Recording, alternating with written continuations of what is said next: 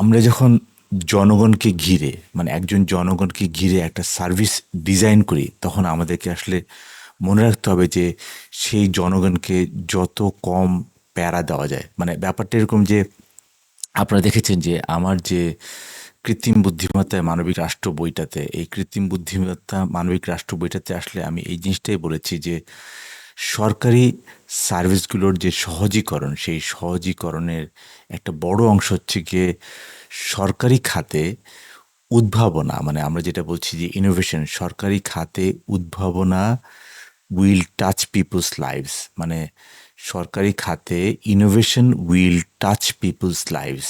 তো এখানে সরকারি খাতে যদি আমরা বলি যে না, উদ্ভাবনা আমরা করব, সরকারি খাতে উদ্ভাবনা করলে দিস ইনোভেশন সেটা কিন্তু মানুষের জীবনকে স্পর্শ করবে। এবং সেখানে আজকের একটা অংশ আমি নিয়ে এলাম, সেটা হচ্ছে গিয়ে অ্যাডাপটিভ বা অভিযোজিত উদ্ভাবনা। অ্যাডাপটিভ বা অভিযোজিত যে উদ্ভাবনা, সের ব্যাপারটা হচ্ছে যে হিউম্যান সেন্ট্রিক ডিজাইন, যেটাকে আমরা বলছি যে এমন একটা জিনিস যেটাকে আমাদের, যিনি একজন জনগণ, তাকে ঘিরে আমরা একটা সার্ভিস ডিজাইন তৈরি করব। তো তাকে মাঝখানে রেখে, এখন ধরা যাক আমি যেহেতু একজন সরকারি আমলা ছিলাম এবং সরকারে আমি অনেক দিন ধরে কাজ করেছি, 30 বছর কাজ করেছি। সরকারে যে কোনো সার্ভিস নিয়ে যখন আমরা ডিজাইন করি, তখন আমরা আমরা অনেক সময় আমরা ভয় পাই। মানে অ্যাজ এ সরকারি কর্মকর্তা আমরা ভয় পাই যে কোনো কিছু বাদ পড়লো কি না, তার কাছ থেকে এটা নেওয়ার কথা, তার কাছ থেকে ওইটা নেওয়ার কথা, তার কাছ থেকে ট্রেড লাইসেন্স নেওয়ার কথা, তার কাছ থেকে এনআইডি নেওয়ার কথা, তার কাছ থেকে ধরা যাক আরও অন্যান্য যে মানে ইনস্ট্রুমেন্ট আছে, সরকারি ইনস্ট্রুমেন্ট, সেই ইনস্ট্রুমেন্ট নেওয়ার কথা। যেমন আমরা বলেছি যে এনআইডিতে ভেরিফাই করার জন্য আমাদেরকে নিতে হবে যেই যেখান থেকে উনি পাশ করেছেন সেই শিক্ষা প্রতিষ্ঠানের মার্কশিট লাগবে, সেই শিক্ষা প্রতিষ্ঠানের যে সার্টিফিকেট আছে সেই সার্টিফিকেট লাগবে। আমার কথা হচ্ছে যে আসলে একজন জনগণকে কিন্তু এত প্যারা দেওয়ার কিছু নেই।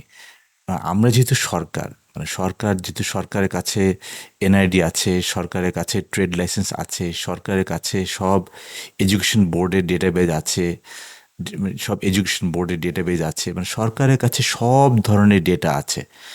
তো আমরা আসলে কেন একজন জনগণকে আমরা আজকে না কালকে, মানে আপনি এই এই ডকুমেন্টটা নিয়ে আসেন নাই, আপনি ওই ডকুমেন্টটা নিয়ে আসেন নাই, ওই ডকুমেন্টটা নিয়ে আসেন নাই, এই যে যে ব্যাপারটা, এই ব্যাপারটাই কিন্তু একটা ডিজাইন, মানে একটা ইউজার সেন্ট্রিক ডিজাইনকে ব্যাহত করে। আর সেই জন্যই আমরা আসলে এখানে একটা কথা বলেছি যে মানুষের স্বার্থে নীতিমালা, মানে দেশের স্বার্থে নীতিমালা না।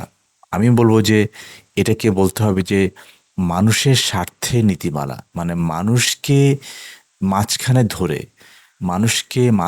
ধরে আমাদেরকে নীতিমালা তৈরি করতে হবে, যেখানে মানুষকে প্রায়োরিটি দিতে হবে। তো আমি আসলে এই ব্যাপারটা এভাবে বলতে পারি যে আমি একটা লম্বা সময় ধরে ইউএসএতে ছিলাম। তো ইউএসএতে আমি দেখেছি যে ওদের সরকারি বিভিন্ন ধরনের সিস্টেমে কোনো কিছু কোনো কিছু নিতে হয় না, আর নিতে হলেও এইটা বা ওইটা জন্য আমার সার্ভিসটা আটকে থাকে না। মানে আমি এই ডকুমেন্টটা নিয়ে আসিনি বা আমি কালকে ওই ডকুমেন্টটা নিয়ে আসিনি, বাট সার্ভিসটা চালু হয়ে যায়, কিন্তু পরবর্তী সময়ে হয়তো একটা টাইম লাইনের মধ্যে আমাকে ডকুমেন্টটা জমা দিতে হয়।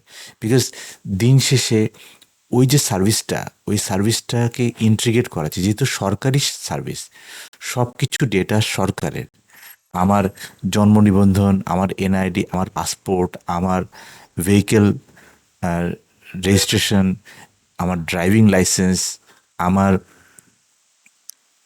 যেই সার্টিফিকেট, ম্যাট্রিকের certificate, intermediate certificate, HSC, SSC, তারপর হচ্ছে আমার ব্যাচেলার্সের সার্টিফিকেট, আমার মাস্টার্সের certificate, everything is with government.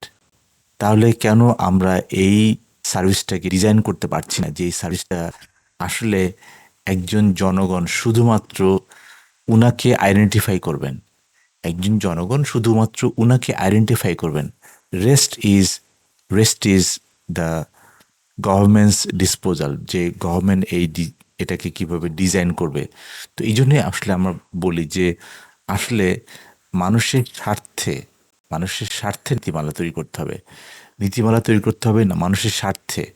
এবং এই ইন্টারনাল রেগুলেশন, প্রসিজিওর, স্ট্রাকচার, মানে যেটা আসলে আমরা অনেক সময় কিন্তু এই জিনিসটাকে কিন্তু একটা ডিফিকাল্ট মোডে নিয়ে যাই, এবং সেটা কিন্তু may inhibit innovation in the private sector, public sector.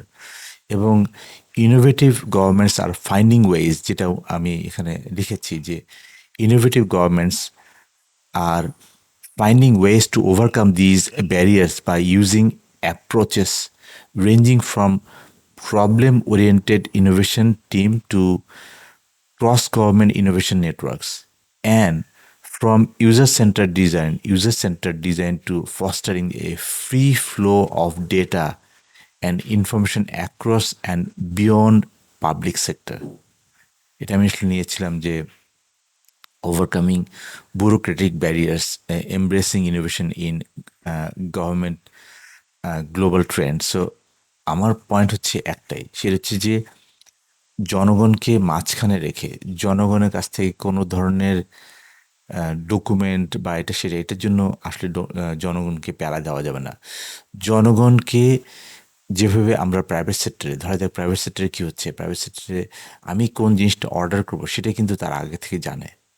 আমি কোন জিনিসটা অর্ডার করব, আমি কোন মুভিটা দেখব, আমি কোন মুভিটা দেখতে চাই, সেটা আগে থেকে সে আমাকে দিয়ে দিচ্ছে। তার মানে হচ্ছে গিয়ে প্রোঅ্যাক্টিভ।